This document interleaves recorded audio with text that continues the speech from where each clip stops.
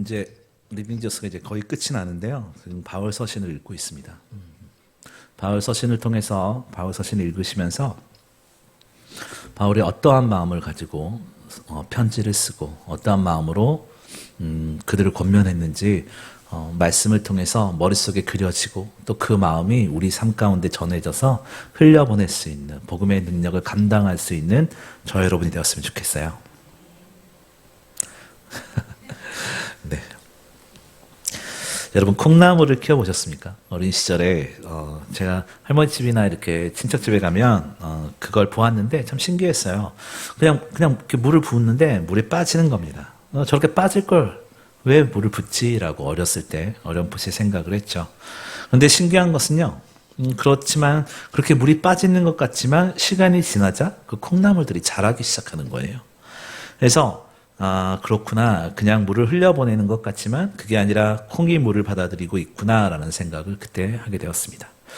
여러분 오늘 본문을 보면서 이 생각이 났어요. 우리가 복음을 받아들이고 또 흘려보내고 또 그걸 통해서 내가 성장하고 이 과정들이 우리 삶 가운데 매일같이 있어야 돼요.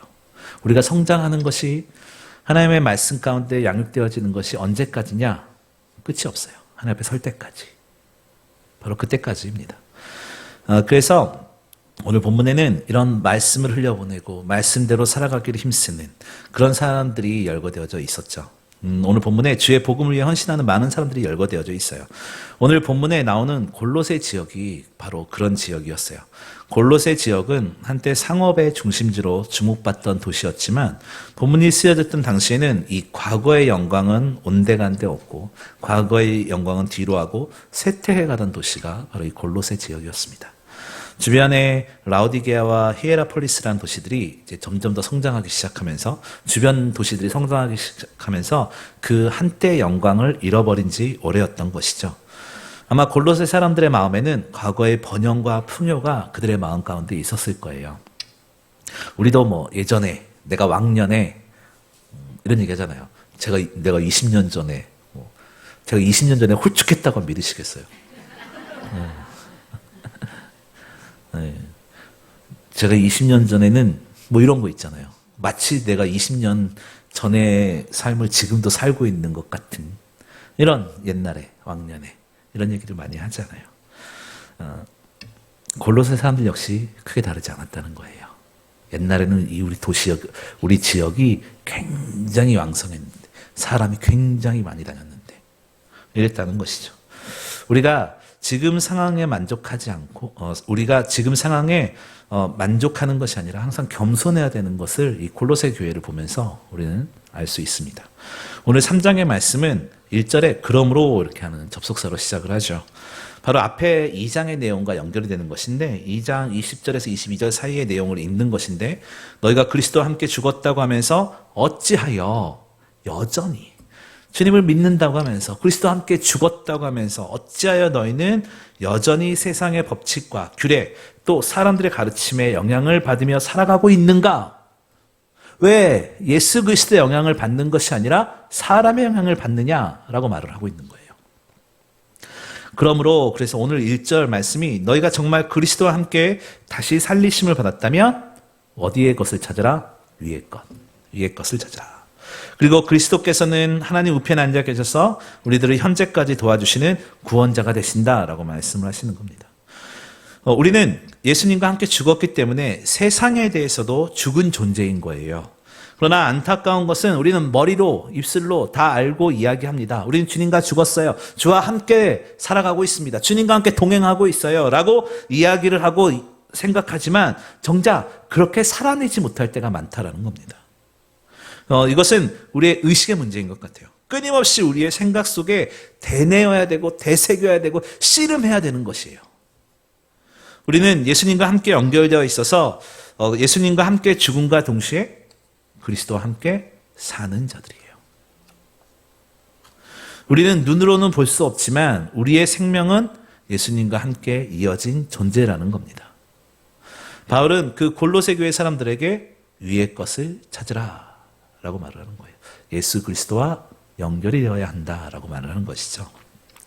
하늘의 은혜를 구해야 된다라는 것을 말하는 것인데요. 예수님께 우리의 마음을 두어야 한다라는 것을 말하는 겁니다.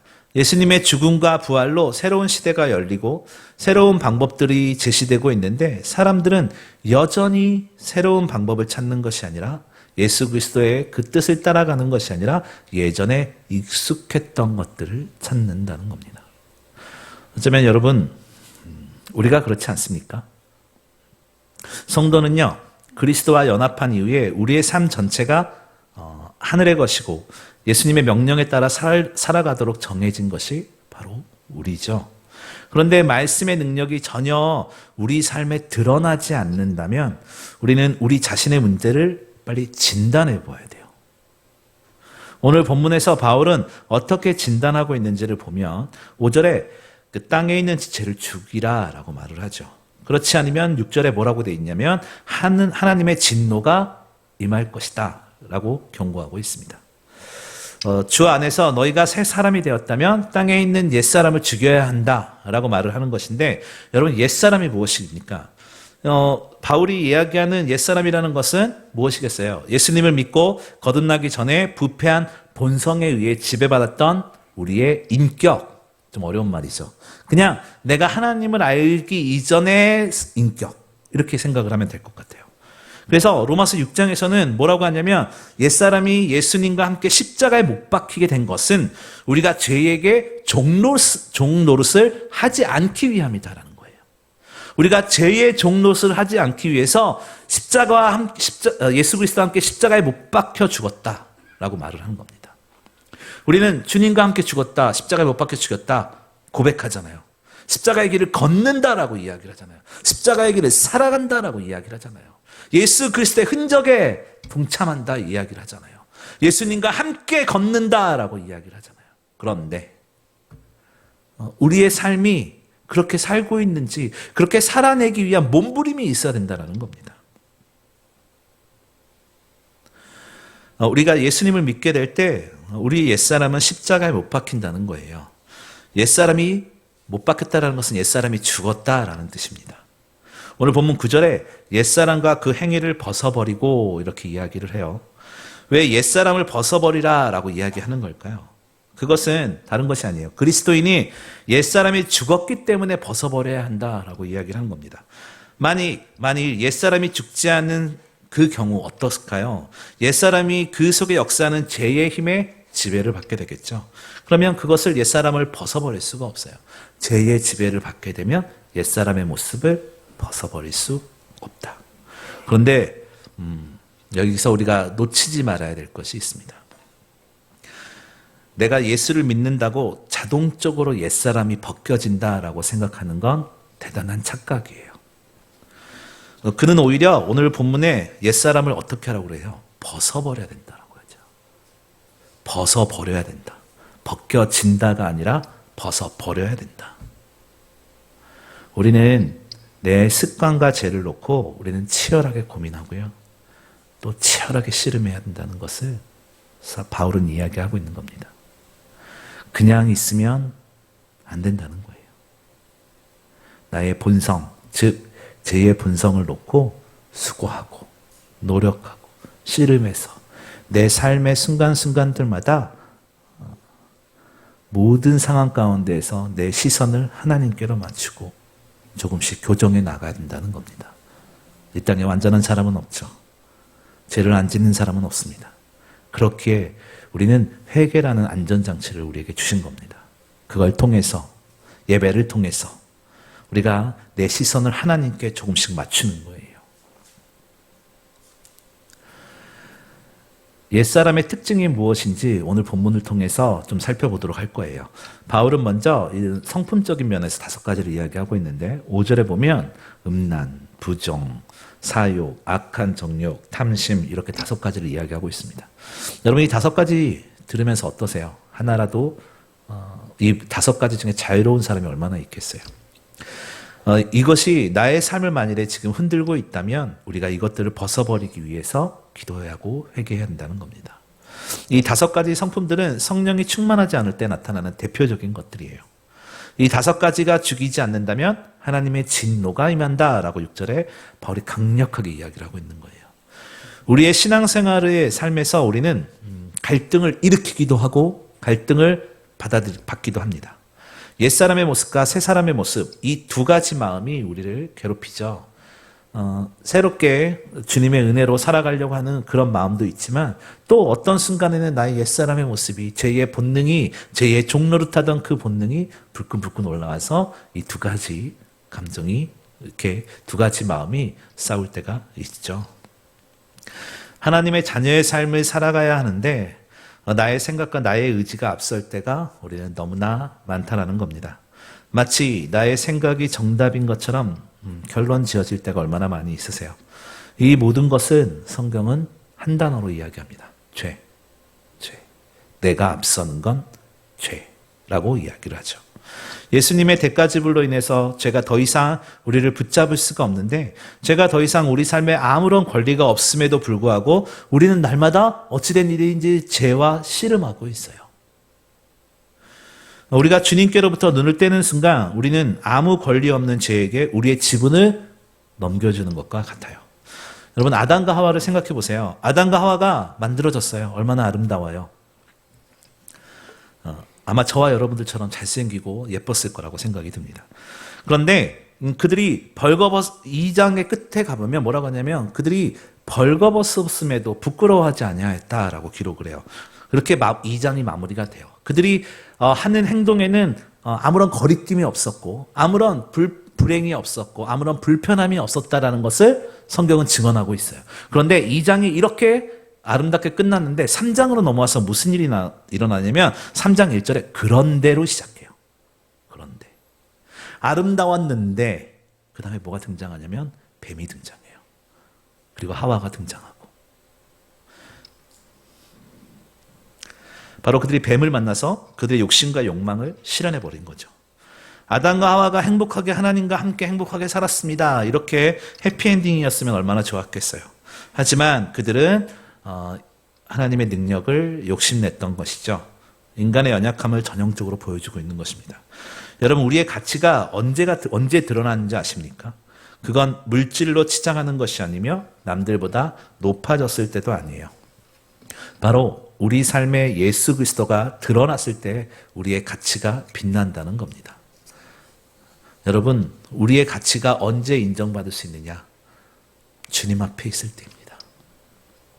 우리가 생각할 때 무언가 높은 자리에 있을 때 증명되어지는 것 같고 뭔가 가지고 있을 때 획득되어지는 것 같지만 아니요. 그렇게 해서는 세상의 이 유한한 것으로는 이 무한하신 하나님의 인정을 받을 수 없다는 겁니다. 무한하신 하나님 앞에 있을 때 우리가 진정으로 인정받을 수 있고 우리의 가치가 생긴다는 겁니다. 우리가 주님께 붙들려 있고 온전히 주님의 은혜만을 구할 때 하나님께서 우리의 아버지 되시고 우리를 안아주시고 하나님의 뜻 가운데로 나아갈 수 있다는 겁니다. 골로새 교회 안에 아주 심각하게 대두되던 이 신비주의자들, 그리고 자신의 만족을 채우지 말고 오직 진리되는 예수 그리스도로 그 삶을 채워야 된다라고 이야기하는 사람들이었어요. 그러니까 육체는 깨끗하지 않으니 육체의 혹사를 통해서 이런 것들을 통해서 삶을 채워야 된다라고 말하는 것들이 영지주의자들, 신비주의자들이었어요. 이 5절에 나타나는 이 5가지의 공통점은 바로 이들을 이야기한 거였어요. 자기 중심적 욕망. 사람은 자신의 욕망을 채우기 위해서 끊임없이 노력하는 존재들이죠. 저는 무언가 이렇게 언젠가는 책을 사서 모으는 욕망이 이렇게 있었어요. 집에 책이 읽지도 않은 책이 몇백 권이 있어요. 그래도 어제 와이프한테 혼났거든요. 네. 읽지도 않는 책을. 그래서 고민을 했더니 친구 한 명이 그렇게 얘기하더라고요. 책을 집에 많이 꼽아놓는 이유는 아내 제압용이다. 이렇게 한 권씩 꺼내서 읽는 척하고. 사람은 그런 욕구와 욕망을 피할 수 없습니다. 한 교수님이 이런 말씀을 하셨어요. 인간은 다른 사람의 욕망을 욕망한다라고 이야기를 했어요. 왜 자족하기가 힘들겠습니까? 그건 남이 이루거나 남이 가진 것을 갖고 싶어하는 마음이 있기 때문이겠죠. 아담과 하와가 좀 전에 아담과 하와에 대해서 이야기를 했지만 전형적으로 잘 보여주고 있는 것 같아요. 사울 왕이 자신이 가진 것에 만족하지 못할 때 다윗의 용맹함과 다윗의 인기가 욕심이 났을 때 그의 나락으로 떨어지는 것이 시작되었습니다. 우리 안에 있는 음란과 부정과 사욕과 악한 종욕과 탐심들 어떻게 없애겠어요? 5절에 보면 땅에 있는 지체를 죽이라 라고 바울은 이야기를 하고 있습니다. 여러분 죽은 사람을 생각해 보시길 바라요. 사람이 죽었을 때 육체의 반응이 있을까요? 없을까요? 없어요. 그들은 먹을 필요도 없고 고통도 느끼지 못하고 감정도 없는 상태가 됩니다. 바로 이 5가지 죄를 놓고 죽은 사람처럼 아무런 반응을 하지 말라라고 이야기를 하고 있어요. 여러분 십자가에서 죽어야 한다는 것은 다른 것이 아니에요. 음란, 부정, 사욕, 악한 정욕, 탐심 가운데 우리가 넘어질 수밖에 없기 때문에 주님을 붙들고 우리 마음 가운데 우리를 괴롭히는 욕망 가운데 반응하지 말기를 힘쓰고 오직 주님의 은혜만을 기억하고 오직 은혜가 이긴다라고 생각을 하고 나의 삶을 계속해서 되돌아봐야 되고 말씀을 통해서 내 삶을 교정해 나가야 된다는 거예요. 여러분 우리가 지금 리리지어스를 하는데 45주 동안 매일같이 성경을 왜 읽으세요? 그냥 읽으라고 하니까. 아니요. 그 말씀들을 매일같이 지금 오늘 이제 히브리서를 읽고 있는데 매일같이 그 말씀들을 읽으면서 내 삶을 하나님께로 교정해 나가라는 거예요. 그 말씀이 나에게 하나님께서 어떤 은혜를 주시는지를 경험하고 그 말씀을 흘려보내라는 거예요.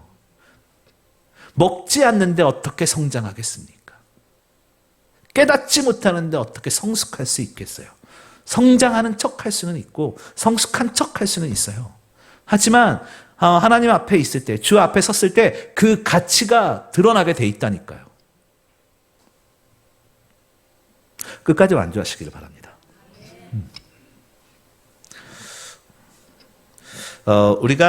그래서 우리가 욕망 가운데 반응하지 말기를 힘쓰고 오직 주님의 은혜를 기억해야 된다. 하나님의 말씀을 사모하고 그 말씀을 통해서 내 삶을 점검해야 된다. 이것을 잊어버리면 안 되는 겁니다. 좀 더 생각해 보면 지금 앞에 것들은 욕망과 욕구에 대해서 이야기를 했다면 이제 바울은 이제 행위적 관점에서 좀 이야기를 하고 있어요. 8절에서 9절을 보면요. 분과 악의와 회방과 너의 입에 부끄러운 말 그리고 거짓말 이런 것들을 이야기합니다. 무엇을 얘기하냐면 8절과 9절은 어떤 죄에 대해서 이야기를 하냐면 언어의 죄에 대해서 이야기를 하고 있어요. 그리고 또 8절에서 9절에 나오는 이 죄들은 중요한 것, 관계를 깨는 죄예요. 관계를 깨는 죄. 우리가 여러분 말로 얼마나 많은 사람들을 죽이고 또 말로 얼마나 자신을 포장하기도 하고 또 말로 얼마나 욕심과 교만을 드러내고 있습니까? 그렇다면 어떻게 옛사람을 벗어버릴 수 있겠습니까? 10절에 보면 새 사람을 입었으니 이는 자기를 창조하신 자의 형상을 쫓아 지식에까지 새롭게 하심을 받는 자니라 라고 말을 합니다. 한마디로 신분이 바뀌어야 된다라는 거, 신분이 바뀌었다는 거예요. 이제 예수님께 속했으니 옛사람과 그 행위를 벗어버리고 새 사람의 옷을 입어야 된다라고 말을 하는 겁니다. 우리가 좀 더 주목할 것은요. 자기를 창조하신 자의 형상을 쫓아 지식에까지 새롭게 하심을 받는 자 오늘 10절에 있는 표현이에요. 이것은 우리는 죄를 벗어버리기 위해 겉으로 드러난 행위를 교정하려고 할 때가 있어요. 우리가 나의 겉모습에 나의 습관들 때문에 교정하려고 하는 것들이 있단 말이죠. 가령 분노의 마음이 들 때 그 자리를 회피해 버린다거나 어떤 마음이 들 때 어떤 부정적인 감정이 올라올 때 그 상황을 피해 버린다거나 말을 하지 않는다거나 이런 여러 가지 회피의 방법을 통해서 우리는 쓰고 있습니다. 상황을 피하는 것이죠. 하지만 그것은 충분하지 않아요. 우리 속에서 흘러나오는 악한 마음이 있기 때문이죠. 그래서 사람들은 금욕의 방법으로 수행이나 금식이나 여러 가지들을 사용합니다. 골로새 교회도 좀 전에 이야기했지만 금욕주의자, 영지주의자가 만연했던 것은 바로 이 때문이었어요. 욕구 자체를 통제해서 악한 행위를 하지 않으려는 거였습니다. 하지만 바울은 오늘 3장 이전에 2장에 이 3절에 그런 방법으로는 육체를 따르는 것을 금할 수 없다라고 못 받고 시작하고 있습니다. 행위나 욕구를 통해서 제재하는 것은 어떤 상황을 피하거나 상황을 안 좋은 상황 가운데서 나의 분노가 올라올 때 상황을 피하거나 이런 것이 나쁘다고 생각하진 않아요. 그렇게라도 해야죠. 그런데 문제는 더 깊은 것에 있어요. 마가복음 7장에 보면 예수님은 사람의 마음에서 나오는 것이 사람을 더럽게 한다라고 이야기를 했어요. 오늘 본문에서 바울이 언급한 이런 죄가 마음에서 시작되었다라고 말을 하고 있습니다. 마음에서 시작된 죄가 욕구로 자라서 악행으로 행동으로 열매를 맺는다라고 말을 하고 있는 겁니다. 그래서 옛사람을 벗고 새사람을 입는다는 것, 다시 말해서 죄를 버리고 선을 행하려면 마음을 바꿔야 된다라는 것을 이야기를 하고 있죠. 새로운 마음을 가져야 된다. 말처럼 쉬운 건 아닐 거예요. 새로운 마음을 갖는 게 어떻게 말이 쉽습니까? 평생 내 성질대로 살아왔는데 어떻게 이게 바뀔 수 있겠습니까? 그렇게 하나님의 은혜가 필요한 거예요. 그렇기 때문에 예배가 필요하고요. 그렇기 때문에 기도가 필요한 거예요. 죄를 조금도 알지 못하시고 악한 것이 조금도 없으신 분을 닮는 마음, 바로 예수 그리스도를 닮는 것입니다. 바울은 예수님께서 그를 믿는 자 안에서 하신 일이 바로 그것이다 라고 말을 하고 있는 거예요. 자기를 창조하신 이의 형상, 곧 예수 그리스도의 형상을 따라 지식에까지 새롭게 하심을 입었다는 것은 오늘 본문은 그렇게 이야기를 하는 겁니다. 그러므로 예수 그리스도를 받아들이지 않으면, 삶으로 받아들이지 않는다면 절대로 죄를 벗어버릴 수 없다. 그래서 이야기하잖아요. 삶으로 드러내자. 이것은 다른 것이 아니에요. 옛사람을 벗어버리고 새사람이 되는 과정인 겁니다. 내가 예수님을 알기 전과 안 후와 똑같다면 빨리 내 삶을 점검해 보세요. 어디가 문제인지. 남들보다 도덕적으로 살 수도 있고요. 좋은 사람으로 살 수도 있고요. 좋은 남편과 좋은 아내로 살 수 있어요. 그런데 스스로 하나님 앞에 진지하게 자신을 살펴본다면 그 안에 악한 생각과 욕망과 그리고 그 열매의 죄가 삶에서 계속 맺히고 있다는 사실을 기억해야 돼요. 왜냐하면 시작점이 다르기 때문에. 그 토양이 다르고 뿌리가 다르기 때문에. 우리는 예수 그리스도 안에 마음의 뿌리를 박았습니다.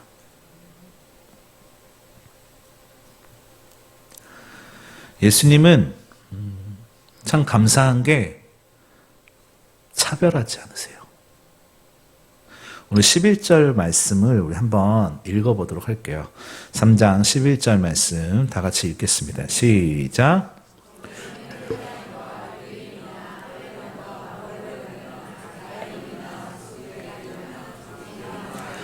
분별이 있을 수 없나니 오직 그리스도는 만유시요 만유 안에 계시니라. 아멘. 네, 예수님은 이렇게 오늘 본문에서 사도 바울이 이렇게 열거한 이유는 헬라인이든 유대인이든 상관이 없다. 뭐 할례를 받아야 한다고 주장하는 사람들이나 할례가 필요 없다고 말하는 사람들이나 상관이 없다. 심지어 야만인이나 스구디아인은 이제 아주 강력한 야만성을 가졌던 사람들인데 그런 사람에 대해서도 예수 그리스도의 복음의 능력에는 차별이 없다라는 거예요. 여러분, 우리가 각자 다 다른 생각을 하고 각자 다르게 생겼지만 하나님의 은혜는 차별이 없다라는 겁니다. 예수님께서는 고상하고 아름다워 보이는 사람들을 위해서만 돌아가신 게 아니라는 거예요. 특정한 사람, 좋아 보이는 사람을 위해서만 돌아가신 것이 아니라 모든 사람을 위해서 그토록 고난을 당하시고 아주 비참하게 혹독하게 십자가에 달리신 겁니다. 그러므로 바로 예수 그리스도 안에서 우리가 하나 될 수 있는 거예요. 차별이 없으시고 우리를 사랑하시는 그 은혜를 기억하며 우리가 하나가 될 수 있는 겁니다. 왜냐하면 더 사랑하고 덜 사랑했다면 어떻게 하나가 될 수 있겠어요? 싫어하고 질투하고 미워하지 않겠습니까? 누구는 잘생겼고 누구는 못생겼어. 그리고 누구는 가진 게 많아. 어떤 사람은 가진 게 적어요. 그러면 이 사람들이 하나가 될 수 있는 것은 마음에 질투와 욕심이 생기면 절대 하나가 될 수가 없어요. 하지만 예수님의 사랑은 조건 있는 사랑이 아닙니다. 우리 어느 누구도 차별하지 않고 모두 다 사랑하시는 겁니다. 오늘 사도 바울이 증언하고 있잖아요. 사도 바울이 확정 짓고 있잖아요. 우리는 그 확정 지은 사랑을 받은 거라니까요. 여러분, 우리는 마음에 무엇을 채우고 있는지를 진지하게 생각해 봐야 돼요. 우리에게 필요한 것은 오직 하나, 예수 그리스도의 은혜입니다. 제가 은혜라는 말을 참 좋아해요. 은혜라는 단어를 참 좋아하는데, 어떨 때 참 감사하게 느끼냐면, 어떠한 상황 가운데 있을 때, 내가 기쁠 때나 슬플 때나 예수 그리스도 생각하면, 그래도 은혜로 살아갈 수 있겠구나. 힘들고 어려운 하루하루 삶 가운데서도 내가 하늘을 바라볼 수 있는 건 하나님의 은혜구나. 그리고 어떠한 상황 가운데서도 하나님께서는 나를 일으키시겠구나. 이것이 은혜다라는 생각. 세상에 그런 상황, 그런 마음을 가지고 우리는 살아야 된다는 것입니다. 여러분, 우리의 마음에 무엇을 채우고 있는지 생각해 보세요. 우리 마음에 세상적이고 미신적인 것을 채우면 그만큼 예수님을 아는 지식으로 채울 수가 없습니다. 여러분의 관심사가 무엇입니까? 하나님보다 앞서 있다는 건 하나님께 내 마음을 내어드리지 못하는 거예요. 그리스도로 우리의 마음을 온전히 채우기 위해 다른 것을 사도 바울의 고백처럼 배설물로 여길 수 있어야 된다는 겁니다. 말씀의 결론을 내릴게요. 예수님을 찾고 예수님을 생각하는 저와 여러분이 되었으면 좋겠습니다. 그분은 우리를 자기 형상을 닮도록 변화시키는 일, 즉 옛사람을 벗겨버리고 새 사람의 옷을 입는 그 은혜가 있고 능력이 있고 힘이 있으십니다. 그 힘을 덧입어 살아갈 수 있는 저와 여러분이 되었으면 좋겠어요. 그 놀라운 은혜 아래 사는 저와 여러분이 되시기를 주님의 이름으로 소망합니다.